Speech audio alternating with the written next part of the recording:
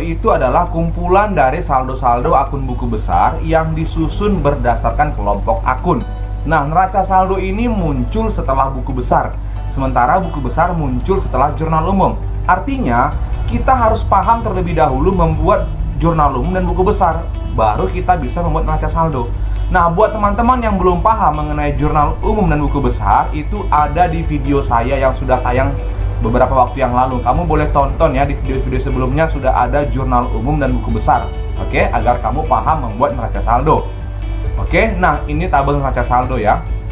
Dimana dalam neraca saldo itu ada nomor akun, nama akun, debit atau kredit. Dan yang terpenting total debit harus sama dengan total kredit. Oke, nah sebagai ilustrasi ini ada buku besar saya buat. Kemudian kita akan buat neraca saldonya dalam ribuan rupiah. Ya, nomor akun, nama akun, debit, kredit. Oke.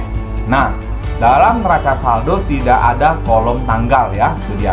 Tadi neraca saldo adalah kumpulan dari saldo-saldo akun buku besar. Di sini buku besar kas saldonya 10.000 di debit. Maka masukkan kas debit 10.000. Kemudian utang usaha kredit 6.000 dalam ribuan rupiah. Oke, masukkan lagi. Kemudian modal 2.000 di kredit, masukkan modal 2.000 di kredit. Nah, kemudian pendapatan 3.000 di kredit, pendapatan 401 3.000 di kredit. Kemudian beban gaji 501 itu 1.000 di debit. Nah, lalu kita jumlahkan.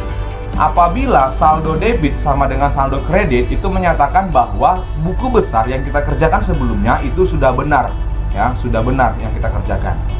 Oke. Nah, kemudian kita akan masuk dalam jurnal penyesuaian ya, langkah untuk membuat kertas kerja. Kita di sini harus menyelesaikan terlebih dahulu jurnal penyesuaian. Di sini saya ada sediakan data, yaitu data neraca saldo Roger Jim, dan di sini ada data penyesuaiannya. Kita harus menyelesaikan ini terlebih dahulu, baru kita bisa membuat kertas kerja. Oke? Nah, ini dia. Maka kita kerjakan ya. Ini data yang tadi, soalnya tadi ya. Data penyesuaiannya menyatakan perlengkapan kantor yang ada sebesar 380.000. Sementara dalam neraca saldo perlengkapan kantor itu adalah 1.270.000 ya, perlengkapan kantor, berarti catat yang terpakai.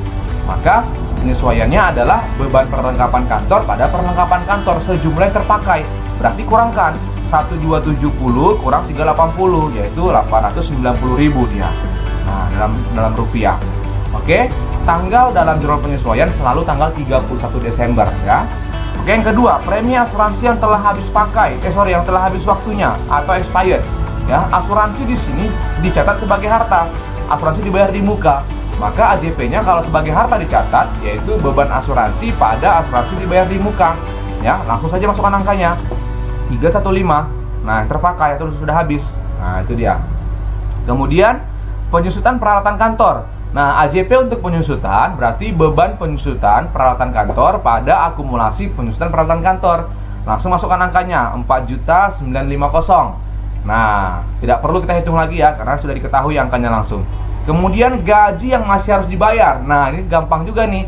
Berarti beban gaji pada utang gaji. Nah, yaitu sebesar 440.000. Kemudian pendapatan jasa yang belum dicatat sebesar 1 juta. Artinya ada transaksi yang sudah terjadi tapi belum dicatat. Maka muncul dalam penyesuaian supaya dicatat ulang dia. Nah, atau dicatat lagi, itu maksudnya dicatat ya. Dicatat, ditampilkan itu maksudnya. Berarti ini jatuhnya jadi seperti jurnal umum, yaitu kas pada pendapatan jasa sebesar 1 juta. Nah, itu dia. Kemudian sewa dibayar 1 Oktober 2018 untuk setahun. Sewanya itu dicatat sebagai beban. Ya, beban sewa 4.200.000, berarti yang tersisa, yang terpakai 3 bulan, Oktober, November, Desember. Sisanya berarti 12 kurang 3, 9. Berarti 9/12 dikali 4.200.000. Maka AJP-nya adalah sewa dibayar di muka 3.150.000 pada beban sewa 3.150.000. Nah, itu dia, lalu jumlahkan. Totalkan harus sama. Nah, buat teman-teman yang belum paham mengenai penyesuaian, kamu bisa tonton di video saya yang sebelumnya. Itu lengkap sekali mengenai jurnal penyesuaian. Sebab apabila teman-teman tidak paham mengenai konsep penyesuaian, maka akan sangat sulit sekali untuk membuat kertas kerja. Oke? Paham ya? Nah, kalian boleh tonton video saya yang sebelumnya. Nah, yang selanjutnya kita akan membuat kertas kerja. Nah, ini dia kertas kerjanya. Kertas kerja 10 kolom ya. Neraca saldo, penyesuaian, NSD, neraca saldo disesuaikan, kolom laba rugi dan kolom neraca. 10 kolom ini dia, debit kredit, debit kredit, debit kredit, debit kredit dan debit kredit. Oke. Nah, ini saya tampilkan lagi data yang sebelumnya tadi ya. Nah, neraca saldo di sini ini bersumber dari data yang tadi yang sebelumnya. Kamu tinggal pindahkan ulang semua di sini, nomor akun, nama akunnya beserta angka-angkanya sesuai dengan debit kreditnya. Pindahkan, jangan sampai salah. Tinggal pindahkan ulang ya. Nah, sekarang kita tinggal mengisi kolom penyesuaian. Nah, kolom penyesuaian ini diambil dari jurnal penyesuaian yang tadi kita kerjakan. Ini saya tampilkan di sini. Nah, ini dia ya. Yang tadi di slide sebelumnya ya, ini dia. Sekarang kita akan isi ini kemari. Bagaimana cara mengisinya? Nah, lihat kemari. Oke. Yang pertama, beban perlengkapan kantor. Di sini ada nggak akun beban perlengkapan kantor? Tidak ada. Apabila tidak ada akun dalam kertas kerjanya di sini, ya, akun penyesuaian tidak ada di sini, maka munculkan akun baru di bawahnya. Nah, akun baru beban perlengkapan kantor berapa ini? 890.000. Maka masukkan kemari. Nah, 890 dan ribuan rupiah ya. Nah, ini dia di debit sesuai dengan letaknya, debit. Kemudian perlengkapan kantor ada nggak akunnya? Ada, tinggal masukkan kemari. Nah, gampang kan? Yang kedua, beban asuransi pada asuransi dibayar di muka. Ada nggak di sini akun beban asuransi? Kalau tidak ada, munculkan akun di bawah, beban asuransi. Nah, masukkan di debit angkanya 315 dalam ribuan rupiah. Kemudian pada asuransi dibayar di muka ada nggak? Ada, tinggal masukkan angkanya. Nah, selanjutnya adalah beban pencucian peralatan kantor. Ada nggak angkanya di sini? Akunnya tidak ada, akunnya di sini. Buat akun baru. Nah, beban pencucian peralatan kantor 4950 ya dalam ribuan rupiah. Kemudian pada akumulasi ada nggak akumulasinya di sini? Ada di sini. Masukkan angkanya di sini. Nah, jadi kalau tidak ada akunnya di sini, munculkan akun baru. Kalau sudah ada akunnya, tinggal masukkan angkanya. Oke. Selanjutnya beban gaji. Ada nggak sini beban gaji? Ada. Masukkan angkanya beban gaji di sini. Nah, 440. Pada utang gaji, ada nggak utang gaji di sini? Nggak ada, munculkan akun baru di sini, utang gaji. Nah, di kredit utang gajinya 440. Selanjutnya kas pada pendapatan jasa 1000. Ada nggak kas? Ada, masukkan angkanya 1000 dalam ribuan rupiah, kan? Kemudian pendapatan ada nggak? Ada, masukkan angkanya. Nah, tinggal masukkan angka, gampang kan? Kemudian sewa dibayar di muka pada beban sewa. Ada nggak di sini sewa dibayar di muka? Tidak ada di sini sewa dibayar di muka. Berarti munculkan akun baru, sewa dibayar di muka. Di debit, ya kan? Beban sewanya ada nggak? Beban sewa ada, masukkan angkanya di kredit. Nah, udah masuk semua angkanya. Setelah angka penyesuaian yang dari sini tadi masuk semua kemari, kamu jumlahkan, harus sama jumlahnya. Nah, kalau nggak sama berarti salah. Harus sama jumlahnya ya. Nah, selanjutnya kita akan mengisi NSD, neraca saldo disesuaikan. Dari mana cara mengisinya? Bagaimana mengisinya ini? Dari mana angkanya? Nah, cara mengisi ini adalah kalau dia debit, kamu jumlahkan, letakkan di debit. Kalau dia kredit dan kredit, jumlahkan, letakkan di kredit. Kalau dia debit kredit, kurangkan. Nah, bagaimana cara mengerjakannya? Perhatikan kemari. Ini debit, jumlahkan, letakkan di debit. Nah, ini penjumlahannya. Ini di debit, sini kosong, langsung pindahkan. Ini debit, ini kredit. Nah, ini kurangkan. Nah, kurangkan, kemudian hasil pengurangannya atau selisihnya letakkan di kolom debit, karena debit lebih besar angkanya. Maka kolom debit. Kalau seandainya angka yang paling besar itu di kredit, maka setelah kamu kurangkan, letakkannya di kredit. Nah, begitu dia. Ini debit kredit, kurangkan, letakkan di debit, karena debit lebih besar angkanya. Oke, ini langsung saja pindahkan. Nah, ini sama-sama di kredit, maka ini kamu jumlahkan, letakkan dia di kredit. Nah, oke. Lebih baik kamu sediakan kalkulator ya, sambil kamu periksa. Kamu sediakan kalkulator untuk menjumlahkannya atau mengurangkannya ya. Kemudian, ini utang usaha, kredit kosong, langsung pindahkan. Ini juga demikian, langsung kita pindahkan kemari. Ini juga demikian, langsung pindahkan. Nah, ini kredit sama kredit jumlahkan. Nah, oh ini kredit ya, ini debit, ini kredit jumlahkan. Nah, ini debit, debit jumlahkan, letakkan di debit. Nah, ini debit, ini kredit, kurangkan, letakkan di debit. Nah, ini debit, langsung pindahkan. Ini debit, langsung pindahkan. Nah, begitu juga dengan yang ini, pindahkan langsung. Pindahkan langsung. Tinggal pindahkan saja yang ini. Nah, kalau yang ini nggak usah ya, ini nggak usah, kira seperti ini. Nah, setelah kita selesai menghitung NSD, totalkan, harus sama totalnya. Kalau nggak sama berarti salah. Nah, gampang kan? Oke, yang selanjutnya adalah mengisi kolom laba rugi dan kolom neraca. Nah, kolom laba rugi ini berisi oleh akun nominal. Nah, kolom laba rugi ini diisi oleh akun nominal. Akun nominal itu adalah pendapatan dan beban, ya. Ingat, pendapatan dan beban. Kalau pendapatan diterima di muka itu bukan pendapatan, melainkan utang. Oke ya, semua yang diterima di muka itu utang. Semua yang dibayar di muka itu harta. Nah, itu dia. Berarti akun nominal. Nah, kita lihat di sini mulai dari pendapatannya. Ya, pendapatan jasa. Nah, saya tanda ini. Yang panah merah ini menyatakan dia akun nominal. Pendapatan jasa, kemudian ambil angka yang dari NSD ini. Nah, pindahkan langsung kemari. Sesuai dengan letaknya, kredit, pindahkan kredit. Gampang ya, paham ya? Nah, kemudian yang berikutnya beban gaji. Nah, angka yang ini langsung pindahkan kemari. Nah, berikutnya adalah beban sewa. Beban sewa, yaitu angka dari NSD pindahkan kemari, debit dia.